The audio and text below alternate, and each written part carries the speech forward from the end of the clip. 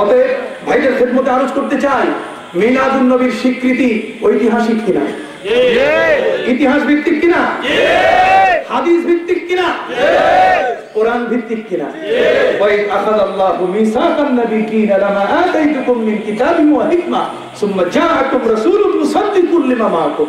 কথা খেয়াল করছেন, সে আলমে আরওয়া রূহের জগতে ভিআইপি পার্সন নবীদেরকে নিয়ে আল্লাহ বৈঠক করে সেখানে আমার নবী আসতেছেন, তার স্বীকৃতির কথা তিনি বলে দিয়েছেন। ইহুদিদের কিতাবের মধ্যে, তৌরাতের কিতাবের মধ্যে, ইভেন নবী করিম সাল্লাল্লাহু আলাইহি ওয়াসাল্লামকে নিয়ে যখন আবু তালেব, আমার নবী এতিম, দাদাও নাই, বাপও নাই, মাও নাই, তাকে ব্যবসা শিখানোর জন্য যখন নিয়ে গেলেন সিরিয়াতে, তখন ব্যবসার মালের পাশে নবীকে দাঁড়িয়ে দেওয়া হয়েছিল।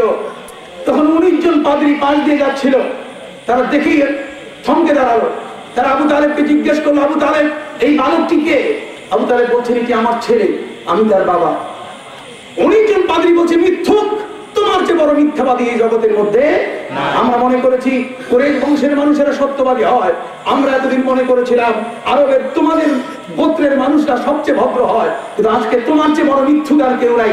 তোমার বিগত জীবনের সব অর্জন আজকে মেলান হয়ে গেল, সব ধ্বংসস্তূপে পরিণত হয়েছে আজকের এই মুহূর্তে, আর আমরা তোমাদেরকে বিশ্বাস করতে পারছি না।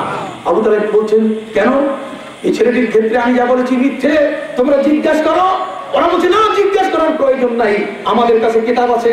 কিতাব খুলে তারা দেখিয়ে দিল, দেখো এই কিতাবের মধ্যে পায়ের ছাপ আছে, এই পায়ের ছাপ কিতাবে যা আছে ওই বালকটির পায়ের ছাপ এক।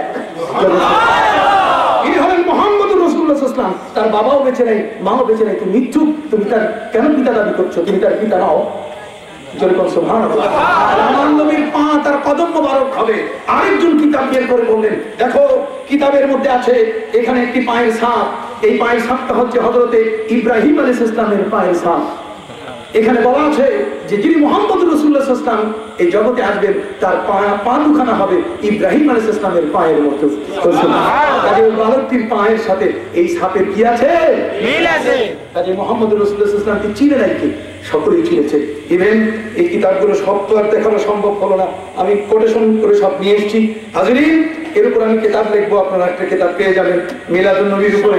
একটু এটা নিয়ে যাচ্ছি, অলিপুরি সাহেবের ওই যে কি জানি একটা লিখছে, বিপ্লবী ফতুয়া। কথা বোঝেন নাই, এই বিপ্লবী, ভালো মানুষের বিপ্লব শব্দ কয় নাকি? আমরা বিপ্লব কই না, আমরা জিহাদ করবো, না হলে অন্য কোনো শব্দ করবো। কথা বোঝেন নাই, এই শব্দ আমরা ব্যবহার করি না। হাজিরিন, এখানে ইনশাআল্লাহ এগুলোর দাঁত ভাঙ্গা জবাব আমি আমার লিখিত পুস্তকে আপনাদের হাতে পৌঁছাই দেবো ইনশাআল্লাহ, আমি পৌঁছাই দেবো। আমার একটি পত্রিকা আগামী মাস থেকে চলে আসতেছে, মাসিক রিয়াদুল জান্নাহ, নাম কি? রিয়াদুল রাসূলের রওজান নামে একটি পত্রিকা আমি করেছি। কথা খেয়াল করেছেন, সরকার অনুমোদন দিয়েছে। সেই পত্রিকার মধ্যে ইনশাআল্লাহ নিয়মিতভাবে এগুলোর উপরে দাঁত ভাঙ্গার জবাব আপনি পাবেন। লেখা না পেলে, যদি দলিল আপনার হাতে না থাকে, একজন আপনাকে যে কোনো মুহূর্তে হাইকোর্ট দেখাই চলে যেতে পারে। কি বলেন? হাইকোর্ট দেখাই আসে চলে যেতে পারে, আপনি তাদের না ভালো করতে পারেন না মন্দ করতে পারেন। সোজা কথা, নবীর শানে কোনো বেয়াদবি করা যাবে না। নবীকে যত জানবো তত কাছে হবে, যত জানবো তত আপন হবে, যত তাকে জানা যাবে ততই তিনি কাছের হয়ে যাবেন, যত কাছে হয়ে যাবেন ততই আমি তার হয়ে যাব, যতই তিনি আমার হয়ে যাবেন আমি তার হয়ে যাব।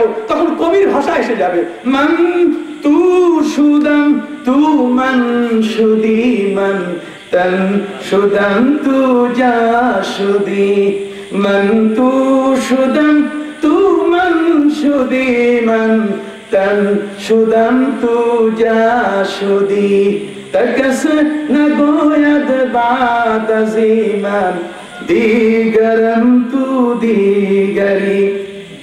কবিতার ভাষায় বলেন, মহব্বতের এত আধিক্য, তিনি বলছেন তুমি আমি হয়ে যাব, আমি তুমি হয়ে যাবে, আমি জীবন হয়ে, আমি দেহ হয়ে যাব, তুমি আমার প্রাণ হয়ে যাবে।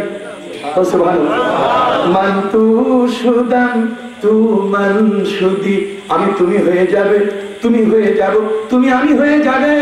মান তান সুদাম, আমি দেহ হয়ে যাব, তু যা সুদি, তুমি আমার প্রাণ হয়ে যাবে।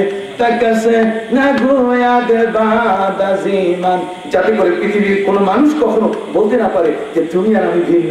সিবগাতুল্লাহ ওয়া মান আহসানু মিনাল্লাহি সিবগা। আল্লাহর রঙে রঙিন হোক। আল্লাহর রং মানে কি? রাসূলের রং। বললেন সুবহানাল্লাহ। রাসূলুল্লাহ, অতএব রাসূল যে আদর্শ এনেছেন সে আদর্শ তাকে না পড়লে তো পাওয়া যাবে না, তাকে না জানলে, তাকে চর্চা না করলে পাওয়া যাবে কি? অতএব সেই চর্চার মাহফিল মিলাদুন নবী। সুবহানাল্লাহ। এইজন্য আল্লাহ বলেন কুল বিফদলিল্লাহি ওয়া বিরহমাতিহি ফাবিযালিকা ফালইফরাহু ওয়া খায়রুম মিম্মা ইয়াজমাউন। রাসূল এসেছেন, তার আগমন বার্তায়, তার আগমনের দিবস নিজে তিনি রোজা রেখেছেন, আনন্দ করেছেন। আমরাও সেই দিনটি অবশ্যই খুশির দিন হিসাবে পালন করব। শরীমণ্ডলী অনেক কথাই হয়েছে, শেষ কথাটি হলো আমাদের এই বিশাল অঞ্চলের যিনি মুরব্বী তিনি হলেন আল্লামা সাহেব কেবলা ফুলতলি মুর্তজুল্লাহ আলী, একজন হক সিলসিলাপন্থী, এক মহান ওলি। তার ছায়া থেকে আল্লাহ যেন আমাদেরকে বঞ্চিত না করেন। তিনি আছেন বিধায় দুনিয়া থেকে চক্ষু বন্ধ করে দেন। কত বাতিল কিলবিল করা শুরু করবে, এই সিলেট তখন দেখা যাবে শাহজালাল রহমতুল্লাহ আলাই, যার হাতে প্রায় 3.5 লক্ষ খাসিয়া মুসলমান করছে। কথা খেয়াল করছেন? সেই এলাকাটা কিছু এমন মানুষের হাতে চলে যাবে যেই মানুষগুলো আর ভয় করবে না কথা বলতে। কথা খেয়াল করেছেন? অতএব আসুন শাহজালালের সেই উত্তরসূরি, সব কেবলার সেই শক্ত উত্তরসূরি আমরা বলি। রাজি আছেন আপনারা? কোনদিন নবীর সনে বেয়াদবকে আমাদের কোন জায়গায় আমরা স্থান দেব না। নবী করিম সাল্লাল্লাহু আলাইহি ওয়াসাল্লাম তার চাচার হত্যাকারী ওয়াহশীকে তিনি বলেছিলেন, চাচার হত্যাকারী ওয়াহশী মুসলমান হয়ে গেছে। তারপর নবী করিম সাল্লাল্লাহু আলাইহি ওয়াসাল্লাম বলেছেন, ওয়াহশী এই মুসলমান হয়েছে ভালো কথা, কিন্তু আমার চোখের সামনে তুমি আসো না, তোমাকে দেখলে আমার চাচার কথা মনে পড়ে। কথা বলেন নাই? ওরা যদি আরো ফিরে আসে তারপরে মনে পড়বে যে তোমাকে দেখলে ওই যে তুমি কইছো যে কুত্তার দাঁত, নবিয়ানা কুত্তার দাঁত, ওই কথা মনে পড়ে যায়। কথা বুঝেন নাই? তুমি সাইয়েদেনা বলতে গেলে ভুল ব্যাখ্যা করছো, মোহাম্মদ আমার শিকার, নাউজুবিল্লাহ মিন যালিক। অতএব রাসূল করিম সাল্লাল্লাহু আলাইহি ওয়াসাল্লাম বলছেন, ফানজুরু আম্মান তাখুযু দীনাকুম। মুসলিম শরীফের হাদিস, যে তুমি যার কাছে ওয়াজ শুনবে, যার কাছে ইসলাম জানবে, তুমি আগে দেখে নিবে যে সে তোমাকে ইসলাম দিতে গিয়ে বিভ্রান্ত করে কিনা। যদি ইসলাম দিতে গিয়ে বিভ্রান্ত করে, খবরদার তার ওয়াজ তুমি কখনো শুনবে না।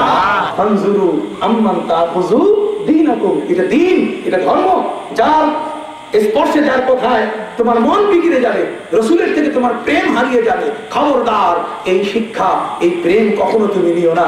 নবীর শানে কবিতা রচনা হয়েছে, কবিতা রচনা হয়েছে, নবীর শানে সাহাবায়ে কেরামের মর্যাদা বলা হয়েছে। ওয়াকিফুনা লাদাইহি ইনদা হাদ্দিহিম মিন নুকতাতিল ইলমি আও মিন শাকলাতিল হিকামি। কবি বলেন সাহাবায়ে কেরাম কত বড় মর্যাদার মানুষ, নবীর সম্মানে, নবীর দরবারে তাদের মর্যাদা ছিল।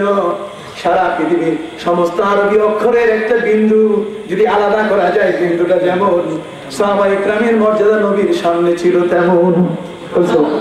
মিন নুকতাতিল ইলমি আও মিন শাকলাতিল হিকামি। জ্ঞান বিজ্ঞানের জগতে নবীর সামনে সাহাবায়ে কেরামের মর্যাদা ছিল একটা জবর, একটা জেরের মতো। কথা খেয়াল করছেন? আরবি অক্ষর কত দূরের কথা। অতএব সেই নবীর মহব্বত আপনারা সকলে করতে রাজি আছেন কিনা? আছেন কিনা?